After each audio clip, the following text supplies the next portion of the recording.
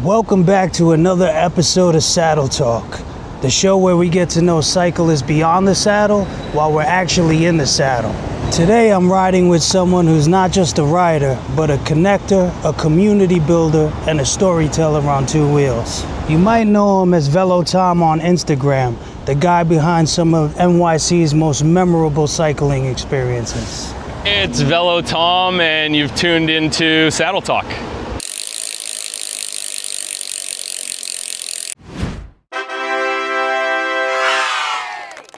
This is my 2025 Pinarello Dogma X. The X series from Pinarello is their endurance road bike line. I can run up to a 35C tire, which I fell in love with last winter. So that's my bike frame, running Princeton Carbon Works wheels, Pro logo saddle and bar tape. What else? I got ceramic speed oversized pulley wheel, ceramic speed bottom bracket, and everything's dialed in with my Hammerhead ride computer, my Karoo. Did you play lacrosse? I did. You did? I played up and into college, but I quit my sophomore year. Okay. I was pretty burnt out after a life of hyper-competitive sport. Okay. But that's actually what led me to get back on the bike. Really? Yeah. Because I rode a lot as a kid, but it was more because like mountain biking was fairly new in the 90s and popular, and like I lived in New Hampshire, so the trail systems up there were pretty great. Okay. So I'd ride a lot of mountain bike and, you know, out to the fishing holes and all that sort of stuff. I lived near the University of New Hampshire. Gotcha. And they had like a whole trail system. So it was a great place to grow up and ride. But then by the time I was probably 12, I was actually really competitive with hockey first. Okay. So I was playing like 80 games a season as a 12-year-old. Wow. Dude, so that's a lot. Life got busy, and then I picked up lacrosse when I was probably 14. And as much as my passion was always hockey, that was my true love, I was much more talented lacrosse player. Okay.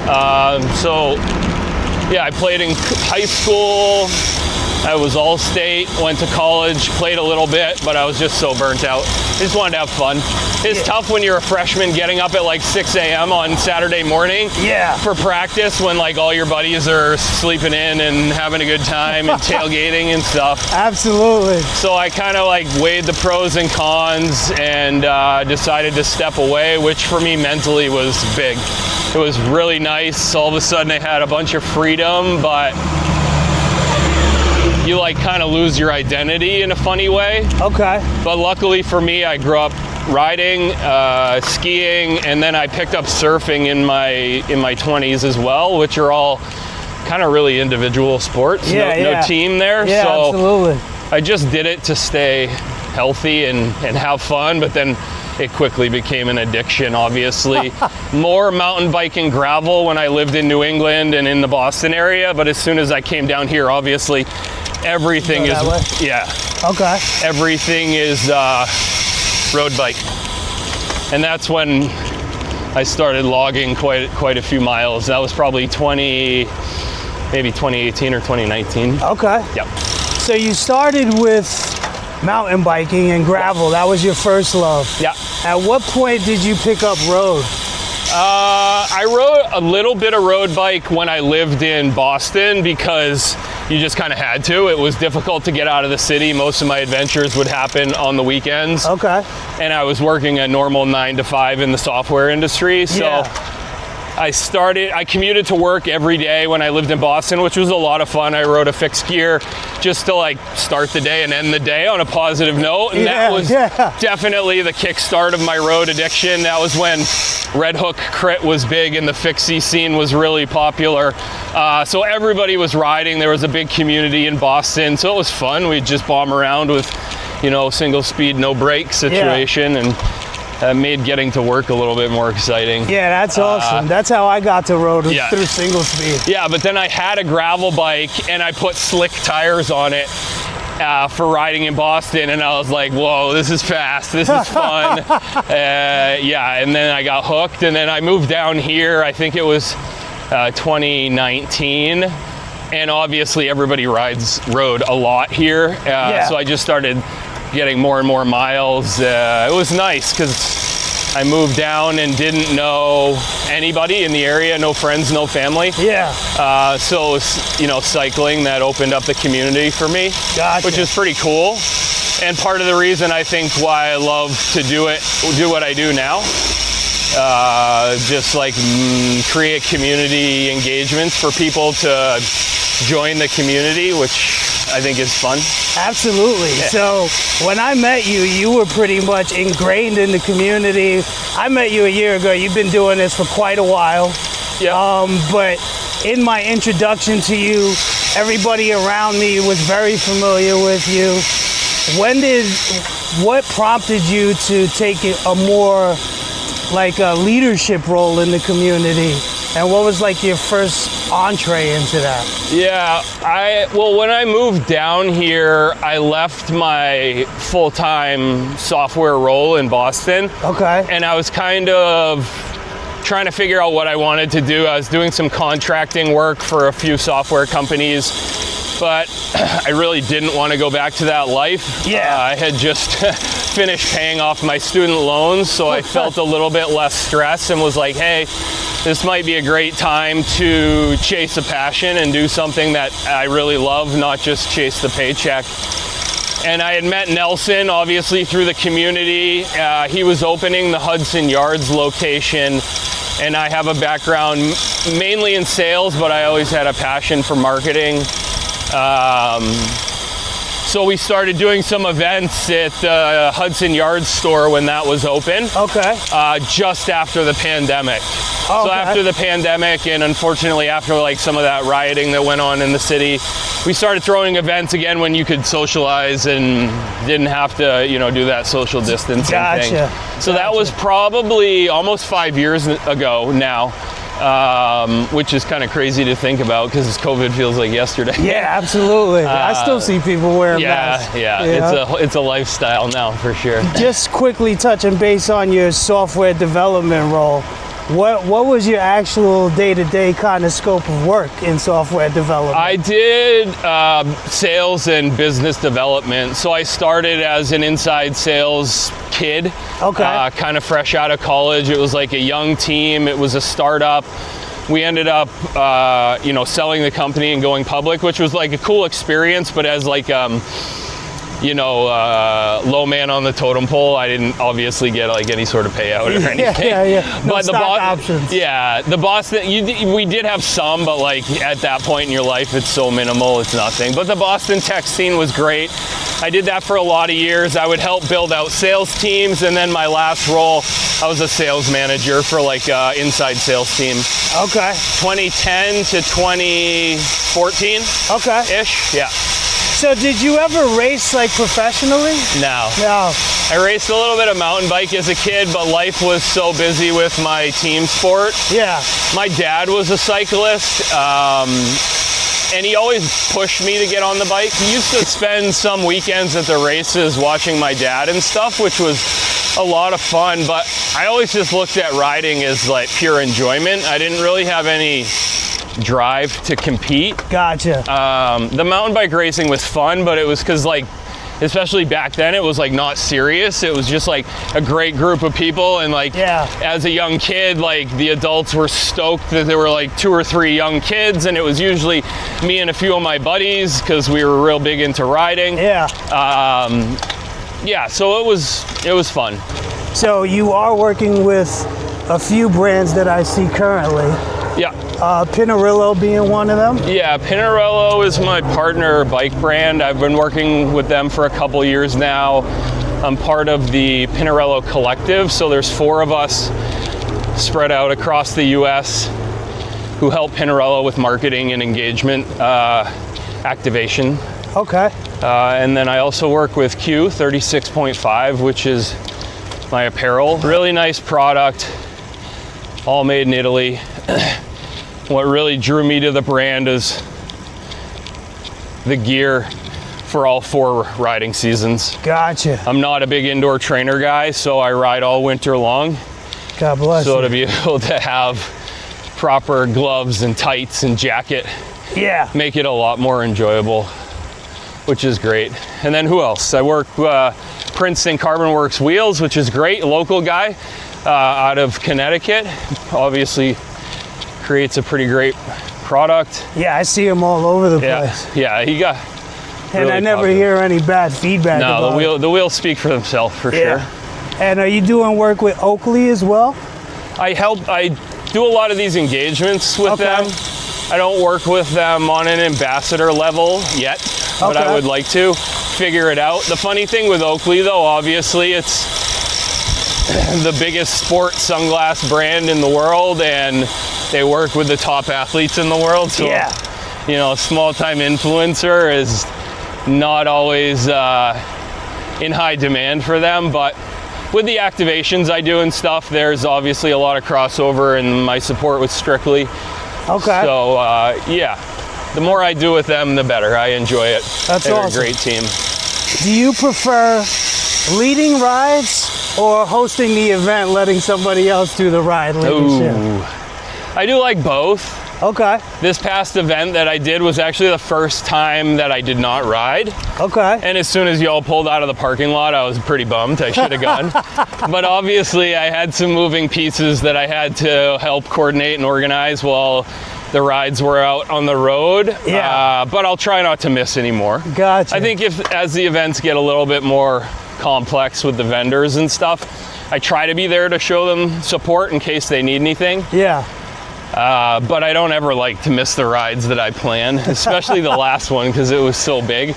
It would have been nice to be a part of it, but we'll do another one in September, which will be great. So hopefully we get a similar turnout. Absolutely. That was a great event. I had a good time. Yeah. I think everybody did. Yeah, it's always fun, I think, in bringing a handful of brands together when there's a story to tell is pretty exciting, and it creates a little bit of interest for everybody. Yeah. When it's just one or two brands, obviously. And in the summertime, that snow cone truck was like the piece de resistance. It was very popular. So the first time we used him, I think it was GFNY weekend. Obviously it was a big hit, and he ended up serving like 80 frozen ice. Wow. And we estimated about 100. So when I planned this June event, we estimated about 100. Well, we had like over 200 people show up just for the ride. Yeah. And we cleaned the frozen ice truck out of ice. In under an hour, he served 180 cups. He's like, we'd never served that many cups before. Car up. In a 1 hour time frame, Really? which was funny and great. But yeah, you kind of can't beat the frozen ice. It's better than ice cream and all dude, that. I but loved it at the end of the ride. now I'm trying to decide though, should we change it up and do something different, because we've used them 2 times in a row. So we'll see. Gotcha. We will see. Well, you do a great job hosting the events. Every time I go to one of your events, I have a really great time. Community's really cool. And you can tell that a lot of thought went into it. Yeah, I mean, that's the name of the game, right? I get support from these brands, and how I kick it back is engaging with the community, which I think for a community is really important too, because when you see a brand that's investing in your community, especially the greater New York City area, we're top 5 cycling markets, if not top 3 in the US. Brands need to support community events and group rides, and it's nice to be in a position where I can leverage my relationships that I've built. Yeah. And I will say a big portion of the opportunities and the success was through the relationship I have with Nelson, which is pretty awesome. Nelson, the owner of Strictly, Yeah. he and I, Matt, we hit it off. I was a customer. I started working for him. So we have a working relationship, and we also have a personal relationship. And not having any family down here, Nelson and Joanna, his wife, have kind of become my adopted parents, which is great. Okay. They provide a lot of, support, which is awesome. I consider them family, and it's been cool to build that relationship and the trust. for him to allow me to run all these events and not think twice about it, because we've done so many and he knows how I work and what I do. So yeah, they're really great folks. The times I've been in the store, they've always welcomed me with love and been totally supportive about helping out and getting the bike right, you know? Totally. I mean, they've been in the community for over 35 years. Yeah. They were one of the first big brick and mortar bike shops across the bridge in New Jersey, and he's got a great location, and now over time, those 35 years, he's built quite a community. So in the NYC, New Jersey area, I think we may be on it, but what's one of your favorite routes? This one right here. For sure. River Road. When I moved down here, we get a car back, go ahead. Gotcha.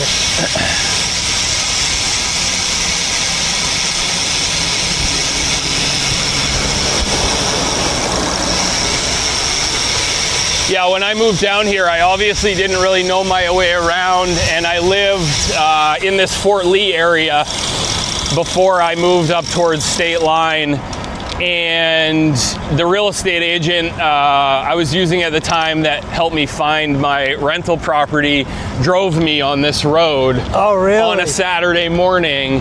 So I saw the road, saw the cycling community. The place I ended up renting was maybe 5 or 6 miles from Fort Lee. Yeah. So I quickly fell in love with the road. It's gorgeous, it's scenic, it's rolling hills. So yeah, I probably ride it. Tough climbs. Yeah. I think I ride it 3 or 4 days a week minimum. Nice. It's a great training route there and back for me, and you're off the busy road and that stretch of 9W that's kind of boring. Yeah. I got a few quick fire ones. Yeah. And then we're pretty much wrapped, man. Cool. So, coffee stop or no coffee stop? No coffee stop. And that changed for me significantly when I moved up to State Line. Okay. Because I'm basically home at any coffee stop from the market all the way to Nyack. Gotcha. It's like a 15-minute ride. Yeah, so for me, it's either too early into the ride or it's too late. Gotcha. I want to get home. Do I stop once in a while? Yes.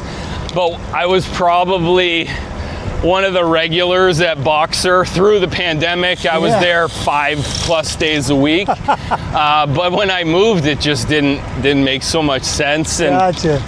Once you get the body going, I like to just keep rolling. Yeah, I'm not a big fan of long stops either. It's tough on the legs and the muscles. Absolutely. I kind of get cold pretty quick. Yeah. Steel, carbon, or titanium? Ooh. Probably all three. Really? Yeah, I mean, steel, pure class, better ride than titanium.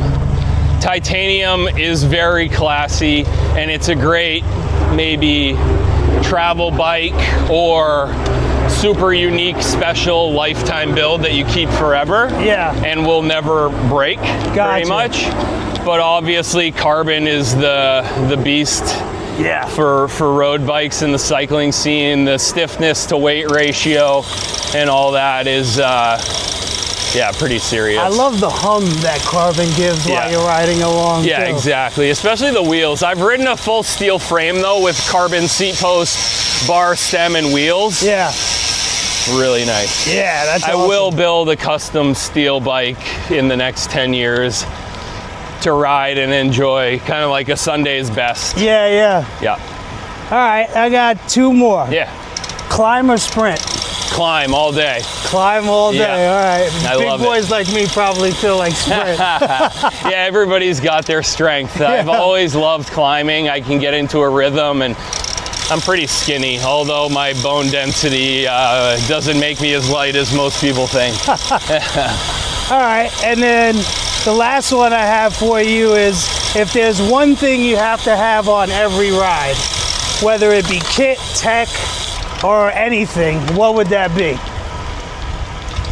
One thing that I can't go with on any ride, whether it be fuel, a certain type of kit, item? I mean, it's always got to be the Q-bibs Okay.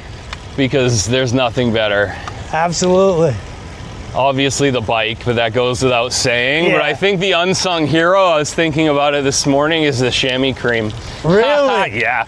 I won't ride 20 miles without it. Nice, nice. I mean, it just does its thing. We don't need to go into details, but Mad Alchemy, shout out, New Hampshire brand. I love them.